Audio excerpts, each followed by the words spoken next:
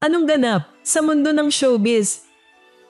Nag-viral si Camille Pratt sa social media kasabay ng malungkot na balitang pumanaw na si Chief Presidential Legal Counsel at dating Senate President Juan Ponce Enrile nitong November 13, 2025, ayon sa opisyal na pahayag ng anak nitong si Katrina Ponce Enrile.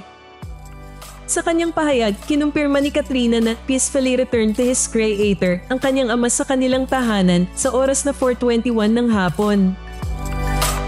Na-trending si Camille dahil noong panahon na nagdadalamhati si Kuya Kim Atienza dahil sa pagkawala ng kanyang anak, biglang pinasok ang masayang introduction ng production number ni Camille Pratt. Kuya Kim, mahal na mahal ka namin at kasama mo kami sa panahon ng pagdadalamhati. Dasal po at pagmamahal ang alay namin sa inyong pamilya. Ang bilin po ni Kuya Kim ay tuloy ang pagbibigay ng saya dito sa TikTok Lab. Kaya ngayon pong umaga, isang malapit na kaibigan ang sasalo sa kanya. Yes, mga tiktropa, mag-ingay para sa ating paboritong Mars, Camille Pratt!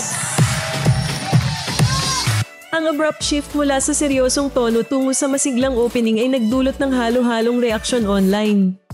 May mga natawa at tinawag itong awkward transition, ngunit marami rin ang umunawa, sinabing hindi naman kasalanan ni Camille at bahagi lamang ito ng technical cue ang error ng production team.